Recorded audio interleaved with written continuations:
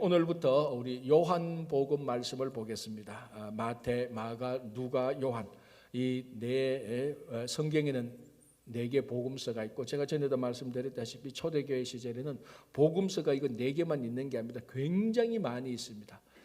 베드로 전서 후서도 있지만 베드로 복음서도 있고요, 마리아 복음서도 있고, 또 이제 가장 복음서에 가까운 우리 사복음서에 그래도 가장 가깝다고 말하는 예수님의 제자 가운데 도마가 기록한 복음서도 있습니다. 그러나 그런 복음서가 왜 다 성경에 들어오지 않았느냐? 이제 그 내용이 성경으로, 쉽게 말하면 성경으로 보기에는 근위와 성경으로 보기에는 예수님에 대해서 정확하고 객관적인 선포하는데 좀 부족하다, 좀 정확지 않다, 이런 내용들이 있기 때문에 이거는 그래서 그런 복음서는 성경에 들어오지 않았습니다. 그러나 마태, 마가, 누가, 요한은 이 복음서야말로 정말 예수님이 이 땅에 오셨는데 그분이 누구인지, 구원이 무엇인지, 이제 그런 것들에 대해서, 영생과 생명이 무엇인지에 대해서 하나의 오류도 없이, 잘못됨 없이 기록했기 때문에 4가지 복음서가 들어와 있는데, 그 복음서 가운데 4번째 복음서가 이제 오늘부터 우리가 한동안 말씀을 나눌 요한 복음서입니다. 요한 복음서인데, 우리 보통 이제 여러분들 뭐 이런 말씀을 들어봤을 겁니다. 요한 복음서는 이제 우리가 마태, 마가, 누가, 요한을 4가지 짐승의 표현을 합니다. 이제 그 중에 요한 복음서는 독수리의 표현을 하고 있습니다. 물론 독수리에 대해서 우리 각자가 가지고 있는 생각과 어떤 이미지는 다 다릅니다. 그러나 왜 요한 복음을 독수리에 비유했는가 하면, 독수리가 높이 올라가는 그 고결함, 그리고 고상함, 그리고 그 위엄, 이런 것들, 또 이 독수리의 파워, 이런 것들이 비유해서 요한복음의 내용이 그렇다는 겁니다. 그래서 요한복음 읽어보면은 마태, 마가, 누가 복음서보다 뭔가 모르게 훨씬 더 예수님에 대한 고결함, 깊이, 아주 단순한데도 그 안에 가장 깊이가 있는 그런 내용들을 앞으로 우리가 만날 수 있을 겁니다. 그래서 요한복음은 성경 가운데서 가장 쉬운 복음이 되기도 하지만 가장 어려운 복음이 되기도 합니다. 자, 그러면은 왜 쉽다라고 말을 하면은, 예수님이 그리스도고 예수님이 하나님의 아들입니다라는 것을 믿는 자들에게는 요한복음이 너무너무 쉽습니다.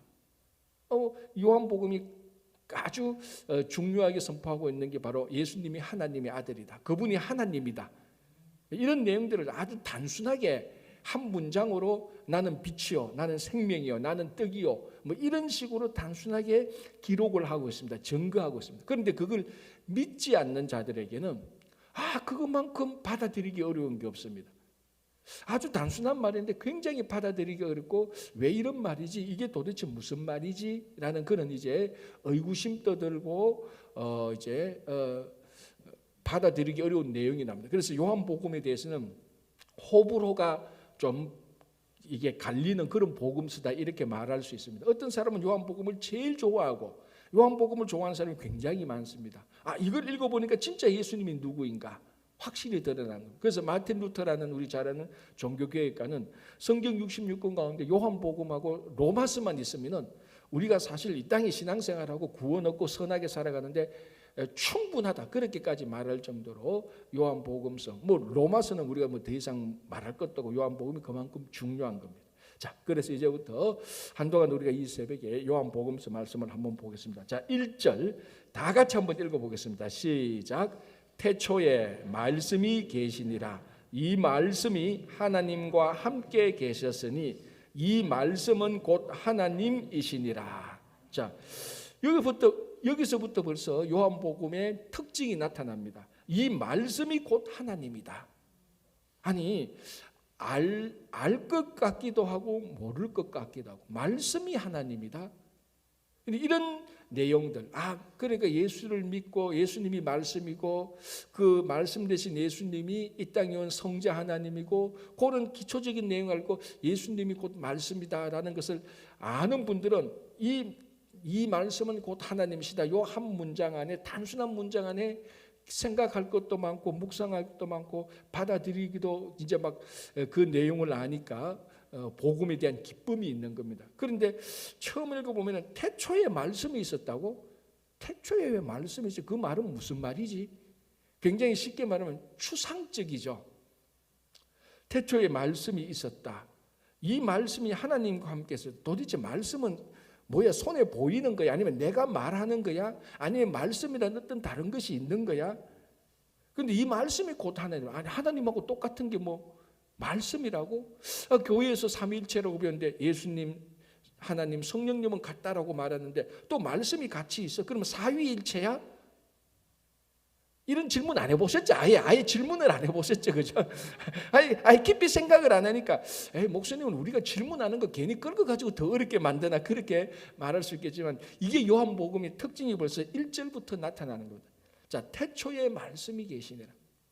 우리가 창세기가 태초에 하나님이 천지를 창조하시니라 라는 그 태초라는 말이 나옵니다. 그래서 이 창세기에 나오는 태초, 요한복음에 나오는 태초, 이 두 개가 같다 이렇게 생각하면 또 약간 정확한 대답은 아닙니다. 둘 다 태초지만은 시간적으로 따지면은 틀립니다. 아니 둘 다 태초인데 뭐가 시간적으로 틀리느냐고 말하려고 했지만 지금 창세기의 태초, 요한복음에 나오는 태초가 어느 게 시간적으로 더 우선입니까? 벌써 헷갈리죠, 그죠? 둘 다 태초인데 태초에 하나님이 천지를 창조한 태초에 말씀이 계시나 어느 것이 더 우선적입니까? 요한복음에 나오는 말씀, 그 태초라는 말이 더 우선적이죠. 왜? 똑같은 태초인데, 자, 창세기 때 태초에 하나님이 천지를 창조하시는 그 태초는 천지가 창조되는 그 시간하고 같은 시간입니다. 태초에 천지를 창조했으니까. 그러니까 태초에 천지를 창조했으니까 그 시간, 천지가 창조된 그 시간이 태초입니다. 맞죠? 창조된 그 시간이 태초지 뭐. 맞잖아요. 그거보다 더 앞선 시간이 어디냐? 있지요. 영원. 그러니까 창조 이전의 시간. 이제 헷갈리죠. 이게 지금 물리학을 공부하는지 양자 역학을 공부하는지 막 헷갈려요. 아니 알 듯 말 듯. 그리고 요한복음의 특징은 알 듯 말 듯한 게 좀 있어요. 자, 그러니까 요한복음이 말하는 태초는 우리가 말하는 시간적인 그런 태초하고는 본질적으로 다른 겁니다. 우리가 말하는 시간의 태초는 창세기부터 말하는 태초가 맞습니다. 그런데 그 태초보다 더 앞선 시간, 그걸 가리켜서 우리가 영원이라고 말을 하는 겁니다. 태초보다 더 앞선 시간은 사실은 우리가 말하는 시간적으로는 없는 겁니다. 그죠? 태초에 천지가 창조함으로 말미암아 우리가 말하는 시간과 공간이 생겼습니다. 내가 왜 이러지? 자꾸 물리학으로는 시간과 공간이 생긴 게 창세기에 말하는 태초입니다. 그러나 요한복음이 태초의 말씀이 계셨다는 것은 시간과 공간이 생기는 태초 이전부터 영원부터입니다. 영원부터. 그러니까 사실은 여러분들이 우리가 알아듣기 쉽게 말하면 영원부터 말씀이 계시니라 이렇게 말하는 것이 훨씬 더 정확히보다는 우리가 알아듣기 더 쉽습니다. 창세기는 태초에 하나님이 천지를 창조한다. 오케이, 그건 맞습니다. 그러나 요한복음은 영원부터 말씀이 계시니라 이렇게 하면은 그게 시간적으로 다르다는 것을 알 수가 있습니다. 그래서 영원부터 말씀이 계시니 이게 또 왜 중요한가 하면은 자 14절 보겠습니다. 우리 요한복음 1장의 큰 특징이 뭔가 하면은 성육신입니다. 그죠? 자 1장 14절 볼게요. 말씀이 육신이 되어 우리 가운데 거하심에. 자 이 말씀이 언제부터 있었다고요? 태초에. 그렇죠. 맞죠. 태초. 어떤 태초? 영원. 그러니까 영원부터 있었던 말씀이 육신이 되어서 우리 가운데 거했다. 육신이 됐다는 것은 어떠한 우리 같은 이 바디를 말하지만 더 넓게 말하면은 어떤 머티리얼, 물질이 되는 거죠. 영원부터 있었던 말씀. 자, 말씀은 물질입니까? 아닙니까? 아니죠. 말씀은 그냥 말하는 게 물질은. 그런데 사실은 엄밀히 따지자면 이 말도 물질이 맞아요. 왜? 이 말을 통해서 진동이 나오고 음파가 나오기 때문에 우리 눈에 하나도 안 보이지만 이 말이 진짜로 물질이 아니었다면 우리는 귀에 안 들리죠. 오늘 왜 이러지? 왜 이래 자꾸 물리하고 자꾸 공학적으로. 어쨌든 자 그런 말은 하지 말고 말씀이 육신이 됐다 그런 영원부터 있던 그 말씀이 우리가 살고 있는 이 세상이라는 공간과 시간에 들어오셨다는 겁니다. 영원부터 있었던. 자, 우리가 그리스 신화나 로마, 헬라 이런 그리스나 헬라는 같으니까 그리스나 로마 신화를 보면은 영화나 드라마 보면은 또 신화의 책에 보면은 하늘에는 제우스가 있고 그 제우스 밑에 여러 또 약간 제우스보다 낮은 신들이 있고 그래서 그 천상에서 신들의 이야기가 따로 있고 이제 이 지상에서는 인간들의 이야기가 따로 있고 그래서 신들하고 인간의 이야기가 이렇게 두 가지로 이렇게 가게 되어 있습니다. 자, 이제 그게 우리가 말하는 신적인 개념이죠. 그게 신화죠. 그러나 여기서 말씀이 육신이 되어 우리 가운데 거했다는 그런 게 아니고 영원부터 있었던 그 어떤 하나님이, 그러니까 하나님은 영원부터 계신, 그게 우리가 살고 있는 이 세상이라는 아주 제한된 이곳에 직접 내려오셔서 우리와 똑같이 되었다는 겁니다. 그래서 신화를 보면은 사실은 신들이 이 땅에 와서 간섭하는 것을 안 좋아합니다. 신은 신의 세계에 있어야 되는 겁니다. 인간은 인간 세계에 있어야 해서. 그래서 신과 인간이 구별적으로 사는 세계가 다르기 때문에 분간이 되는 겁니다. 그런데 영원부터 계시는 하나님께서 우리가 살고 있는 이 제한된 시간에 완전히 오신 것이 성육신 사건입니다. 그래서 요한복음을 읽어보면은 아까 자 이제 여기 또 태초에 말씀이 계시니라. 근데 이 말씀을 우리가 잘 아는 헬라어로 말하면 이게 로고스라는 겁니다. 로고스. 많이 들어봤잖아요. 로고스. 이게 로고스라는 말씀은 원래 이 단어는 성경에서 말하는 태초에 하나님이 천지를 창조하시고 이렇게 말을 하나님께서 말씀으로 천지를 창조. 또 요한복음에 보면은 출애굽기나 구약에 보면은 하나님께서 말씀하시던 그 말씀이라는 단어가 굉장히 많이 나옵니다. 거기서 말하는 말씀하고 여기서 말씀하고 같기도 하고 차이도 있기도 합니다. 그런데 요한복음은 이게 많이 생각이나 말하는 것들을 가만히 보면은 그 당시에 그리스의 헬라 사람들이 생각하는 것, 헬라 사람들이 알아듣기 쉬운 말로 많이 얘기를 해주는 겁니다. 자, 예를 들어서 제가 예수 안 믿는 사람하고 만나서 예수님은 우리의 대속물이 되십니다. 그럼 예수 안 믿는 사람들이 대속물이라는 단어를 평생 처음 들어요. 대속물. 자, 그러면 제가 예수님께서 우리의 대속물이 되고 제가 이렇게 얘기를 안 한단 말이죠. 예수님은 우리를 위해서 대신 죽어주셨습니다. 이렇게 풀어서 쉽게 그네들이 알아듣게 말합니다. 그래서 이렇게 말을 하는 사람이 전도를 잘하는 사람입니다.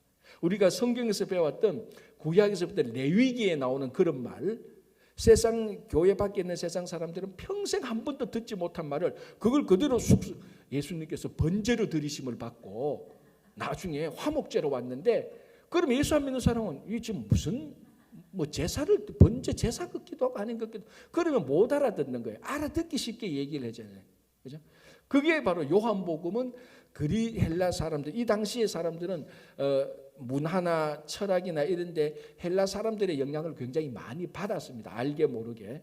그래서 이 사람들한테 그렇게 알아듣기 쉽도록 말을 많이 했는데 그 흔적이 이 말씀이라는 말입니다. 로고스라는 말입니다. 태초에 말씀이 계셨다. 그러면 헬라 사람들은 말씀이 뭔가를 탁 알아들어요. 그 가치, 그 의미, 그걸 탁 알아듣는. 그럼 우리가 생각하는 그 로고스가 하나님이란 말이, 너희들이 말하는 그 하나님이야. 고개를 끄고, 그렇지, 그게 바로 그거야. 너희들이 몰랐지만은 너희들이 말하는 로고스 말씀이 그분이 사실은 본질이 하나님이야. 하나님의 그분이 말하는 로고스. 그러면 귀가 솔깃해지고 뭔가 마음이 열리는 겁니다. 그래서 요한복음은 태초에 말씀이 계셨다. 태초에 하나님이 계셨고, 이렇게 말하지 않고 태초에 말씀이 계셨다. 이 말씀이 하나님과 함께 있었다. 자, 그러면 자기들이 생각하는 가주 로고스란 말, 이 사람들은 로고스, 헬라 사람들은 그 말씀이란 것을 우주의 절대적인 기준, 자기들이 살고 있는 세상의 절대적인 기준, 자기들이 생각하는 가장 고상한, 가장 고귀한 고상한 것을 로고스라고 말을 했습니다. 자, 그러면은 쉽게 말하면 이거죠. 우리가 살고 있는 이 지상 세계에서, 헬라 사람 지상 세계에서 우리가 살아갈 때 무엇이 절대적인 삶의 기준이 되느냐?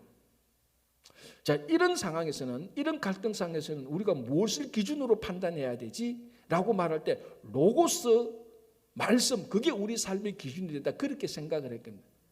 우주와 세상의 모든 질서의 기준, 우리들이 살아가는, 우리들이 가장 생각해서 가장 높은 단계에 올라가는 정신, 그런 것들을 로고스라고 생각을 했습니다. 그런데 요한복음은 그걸 태초에 너희들이 알고 있는 우주적인 절대 기준, 너희들이 생각하는 가장 합리적인 이성, 그것이 영원부터 있었는데 그것이 하나님과 함께 계셨고, 이제 그런데 이 말씀이 곧 하나님, 그게 너희들이 바로 알고자 하는 그게 곧 하나님이다라고 말합니다.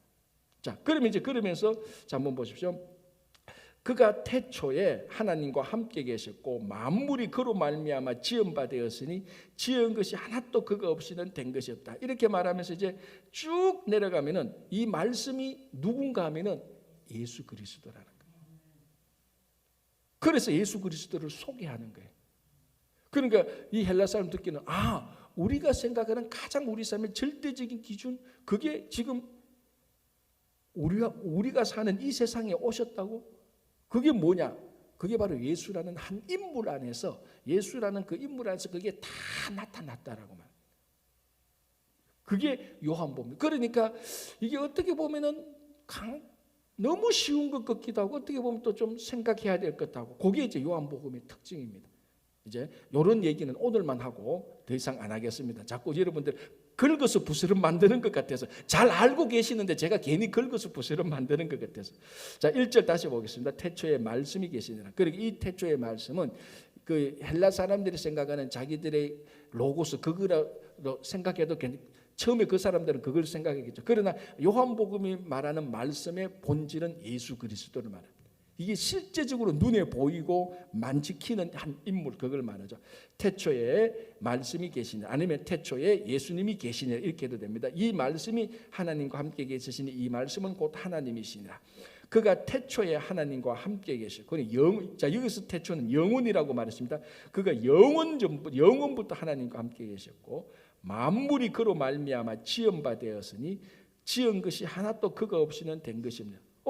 그럼 우리가 창세기 보면은 천지 창조를 하나님이 한 것 같은, 하나님이 한 것 같은 게 아니고 하나님이 하셨는데, 요한복음 보니까 만물이 그로 말미암아 지었다. 자, 여기서 그는 누굽니까? 말씀은 누굽니까? 예수님. 요한복음은 태초에 천지를 창조한 것이 예수님이 아니고서는 하나도 한 게 없다라고 말. 그럼 이제 질문 나오죠. 목사님, 그러면 천지 창조를 하나님이 했습니까? 예수님이 했습니까?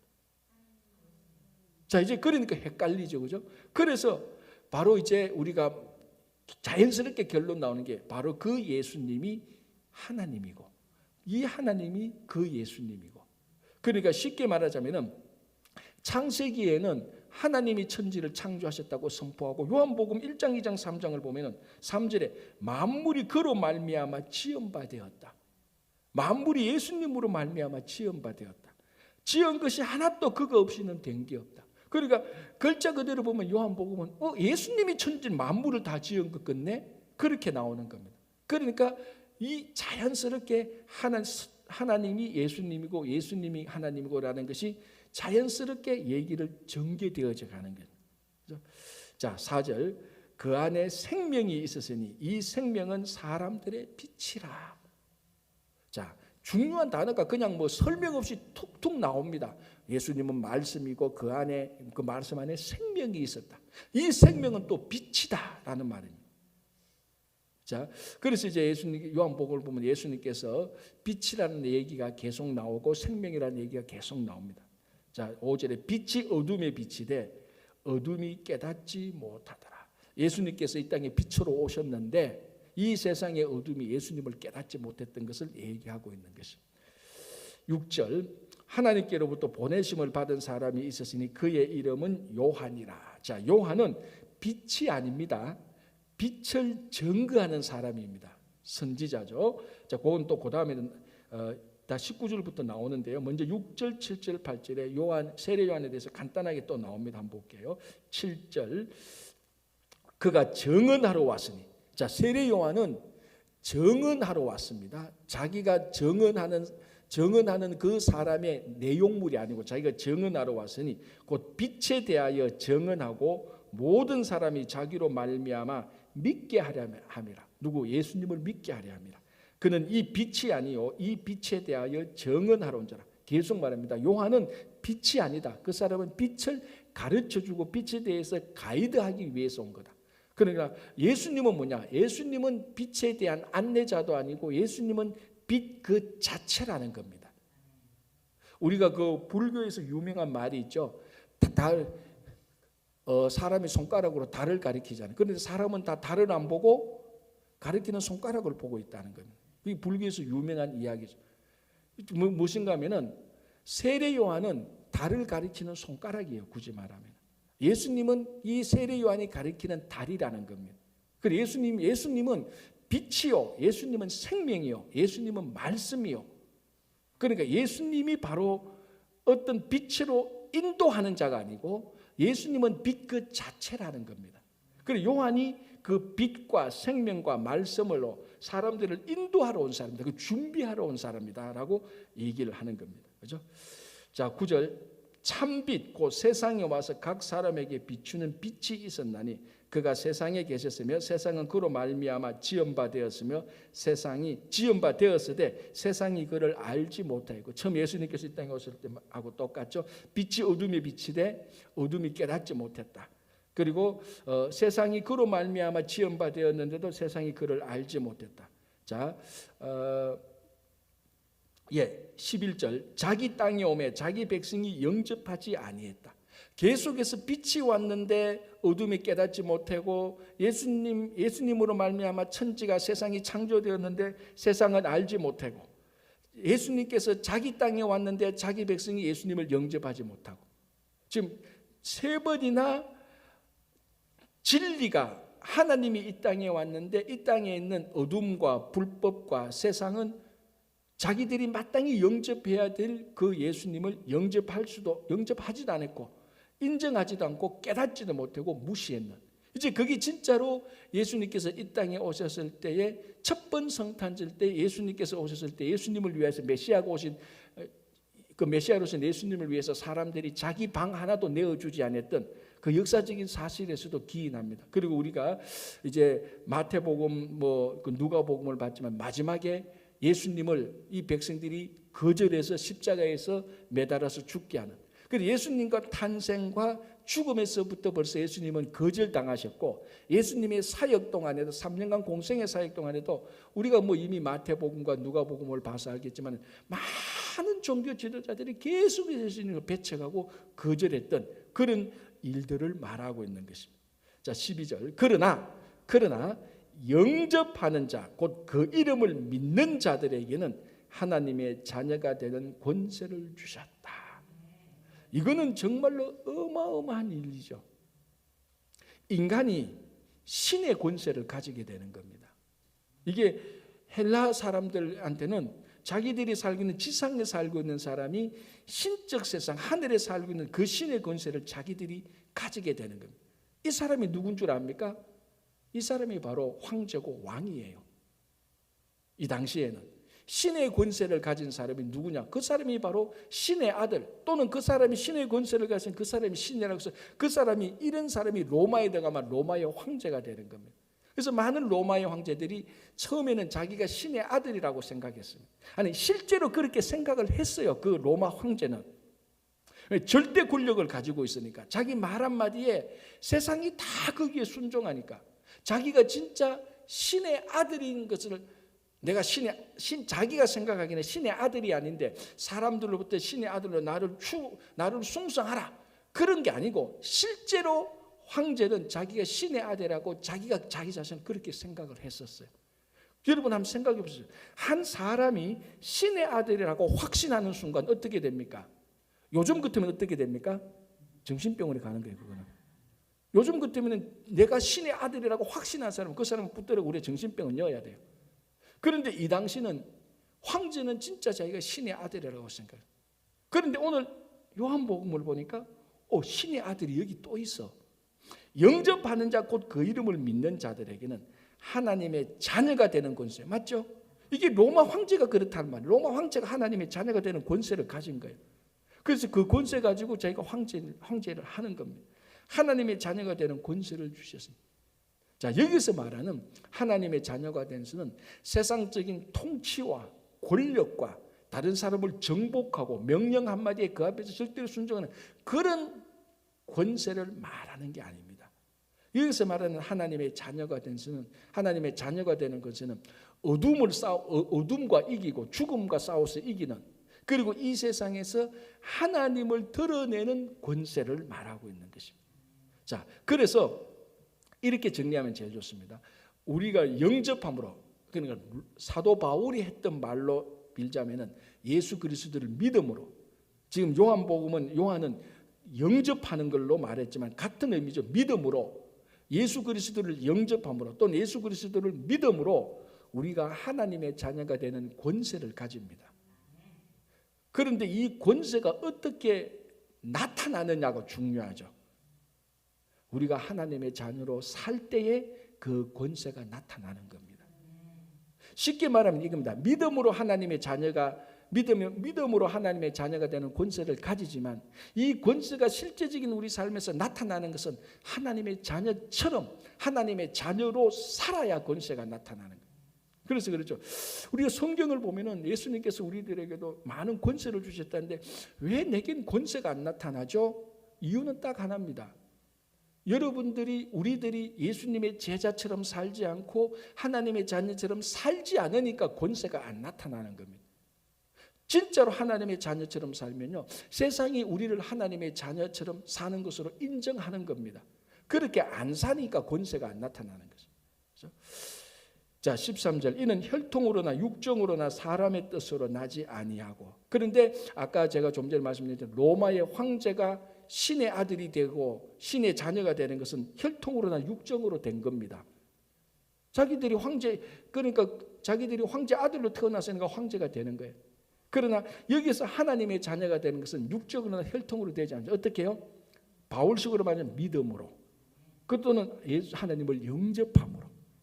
그래서 오직 하나님께로부터 난 자들이다. 하나님께로부터 난 자들이다.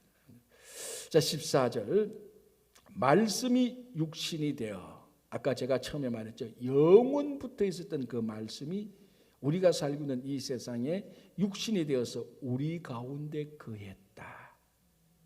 이게 이제 요한복음이 가장 강력하게 말하고 있는 성육신 사건입니다. 신이 인간이 되었다. 이 당시에는 그런 일들이 상상할 수가 없습니다. 이 당시 사람들의 목적은 인간이 신이 되는 게 목적입니다. 그래서 로마 황제는 자기가 신의 아들이 되는 거예요. 그런데 사람들의 소망이 자기가 신이 되어서 신처럼 권력을 부리고 통치하고 싶고 세상을 호령하고 싶은 것이 사람의 마음이고, 그때 그 당시 정세인데, 오히려 하나님은 보니까 신이, 말씀이, 하나님이, 예수님께서 이 땅에 오셔서 우리 인간이 된 겁니다. 그러니까 그 당시 종교나 그 당시 사람들의 생각이나 그 당시 사람들의 삶의 방법하고는 완전히 반대로 되는 거죠. 자, 이것이 오늘날도 똑같아요. 오늘날의 사람들의 특징을 보면 자기가 무조건 권세를 잡고 권력을 쥐고 높은 자리로 올라가려고 하는 거죠. 그런데 예수님이 이 땅에 오신 것 자체가 낮아짐이고 그분의 삶 자체가 낮아짐입니다. 우리 목적은 자꾸 높아지려고 하는데 예수님의 목적은 자꾸 낮아지려고 하는 겁니다. 그래서 우리가 진짜로 우리가 높아지려고 하고 있는 우리 권력 욕심, 우리 본능에 충실한 것이 아니고 자꾸 낮아지려고 하는 예수님을 닮아가야 되는 거죠. 근데 예수님께서 뭐라고 말씀하셨는가? 그때 진짜 높아진다는 겁니다. 아멘 안 하네 이때는. 왜 이때는 아멘 안 하죠? 진짜로 낮아질 때 다른 말로 하면 여러분 낮아진다는 게 뭡니까? 그러면은 낮아진다고 말하니까 여러분들이 아멘 이렇게 하겠는데, 낮아진다는 건요, 다른 사람들한테 무시당한다는 겁니다. 그렇잖아요. 가장 무시당하는 자가 가장 낮은 자가 아닙니까? 가장 멸시당하는 자가 가장 낮은 자예요.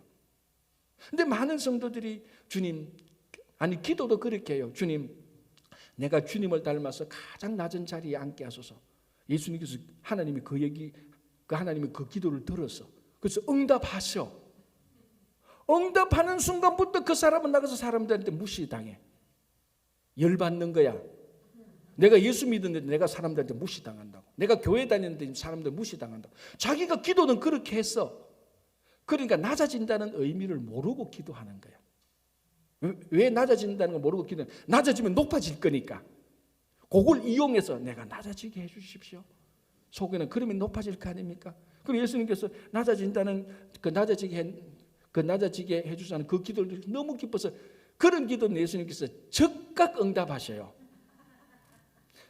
하나님이 그런 걸 기다리지 않습니다. 즉각 응답합니다. 그래서 기도하고 예배당 딱 나가는 순간부터 홍길동 집사가 얘기할 게 있다고. 당신이 그때 내한테 나 되게 기쁜 나보다 네가 뭔데 그때부터 무시당하기 시작. 아니 오늘 기도 은혜롭게 했는데 나온데 왜 사람들이 무시해? 기도를 그렇게 은혜롭게 했기 때문에 사람들이 무시하잖아. 자기가 낮아지게 해달라고 했잖아. 낮아지는 건요 무시당하고 멸시당하는 게 낮아지는 거예요. 예수님께서는 그 사람이 제일 높은 사람이라고 말해요. 그래서 교회 다니니까 기분 나빠서 못 다니겠네. 사람들이 나를 뭘로 아는 거야? 그게 낮아진 겁니다. 그 상황이 낮아요.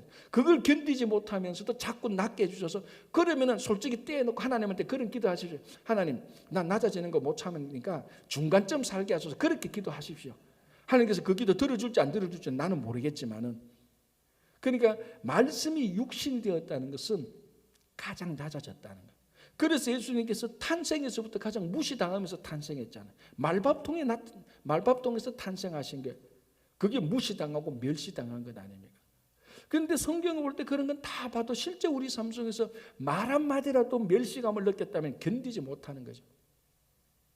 진짜로 우리가 낮아진다는 것, 십자가를 진다는 것은 여러분 어려운 게 아닙니다. 내가 무시당하고 멸시당하고 사람들한테 욕 얻어먹는 겁니다. 그런데 나쁜 짓에서 욕 얻어먹는 게 아니고 주님의 일을 하면서 오해도 받고 무시당하고 멸시당할 때 그게 낮아지는 거예요. 자, 그러니 14절 말씀의 육신에 대해 우리 가운데 거하심에 우리가 그의 영광을 보니. 자, 이거는 우리가 그를 통해서 영광을 보니 이 말도 맞고 우리가 그 안에서 영광을 보니 그 말도 맞습니다. 이제 그 전치사 해석에 따라서 또는 우리가 그의 영광을 보니 누구 영광? 예수님의 영광을 보니. 예수님의 영광이 뭡니까? 성육신 하신 영광. 성육신의 영광이 뭡니까? 낮아짐의 영광. 낮아짐의 영광이 뭡니까? 무시당하고 멸시당하고 수치당하는 영광. 그걸 보니 그 안에 아버지의 독생자의 영광이요. 아버지의 독생. 그러니까 쉽게 말하면 예수님의 영광을 보니 하나님의 영광을 본다는 거예요. 자, 여기 한번 보십시오. 18절 보시기 바랍니다. 본래 하나님을 본 사람이 없으되. 그렇죠. 보면 다 죽죠. 이미 그건 구약부터 나온 거는 본래 하나님을 본 사람이 없으되 아버지 품속에 있는 독생하신 하나님이 나타나신 어디 누구를 통해서? 예수님을 통해서.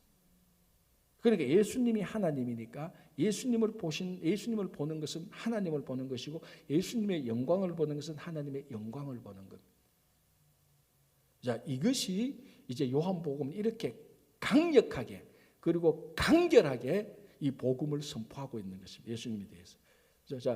자, 다시 한번 더 볼게요. 14절 말씀의 육신에 대해 우리 가운데 거하시면 우리가 그의 영광을 보니. 우리가 예수님을 통해서 하나님의 영광을 보니 또는 우리가 예수님 안에서 하나님의 영광을 보니 아버지의 독생자의 영광의 은혜와 진리가 충만한. 그 영광이 뭐냐면은 다른 말로 하면 은혜와 진리가 가득 찼다. 진리 신실하심이 가득 찼다라는 걸 말해요. 자, 이제 하나만 마지막으로 결론 말해요. 그렇다면은 세상은 어떻게 하나님의 영광을 볼까요? 교회 밖에 있는 사람들. 우리를 통해서 보는 겁니다. 우리를 또 성도를 통해서 보는 겁니다. 쉽게 말해서 교회 다니는 사람들이 바르게 살 때에 세상은 그렇죠. 교회 다니는 사람 보고 성도들을 보고 저 사람들이 믿는 하나님이 좋은 하나님이구나. 성도를 보고 그러면 성도가 변화되고 성도가 바르게 살아갈 때에 세상은 성도를 보고 예수님이 어떤가, 성도를 보고 하나님이 어떤 분인가, 성도를 보고 그 교회가 어떤 교회인가를 판단하는 겁니다. 그러니까 우리가 세례 요한이 빛에 대해서 증거하러 온 사람입니다. 이제는 우리가 세상에 나가서 세례 요한처럼 빛에 대해서 증거해야 되는 겁니다. 근데 빛에 대해서 증거하는 우리가 블랙홀처럼 빛을 다 빨아들이면 안 되죠. 빛을 비추어야 되는 겁니다. 그래서 우리는 빛이 아니고 우리는 빛을 비추는 반사체죠. 반사체, 가장 대표적인 반사체가 거울 아닙니까? 거울이 더러우면은 비치는 장면도 더럽게 비치는 거예요. 거울이 깨끗해야 그 빛을 온전히 비치는 겁니다. 그래서 우리 삶이 정말 하나님의 자녀처럼 살 때 하나님의 권세가 나타나고 하나님의 자녀처럼 살아갈 때 세상이 우리를 통해서 하나님의 영광을 보는 것입니다. 그래서 오늘 요까지만 하고요. 다시 한번 오늘 우리가 이 땅에 오신 예수님의 삶을 닮아가는, 낮아지는, 빛을 비추는, 예수님을 증거하는 그런 여러분 되시기 바랍니다. 기도할게요. 주님 고맙습니다. 오늘도 이 아침에 요한복음 말씀을 함께 나누게 해주시니 감사합니다.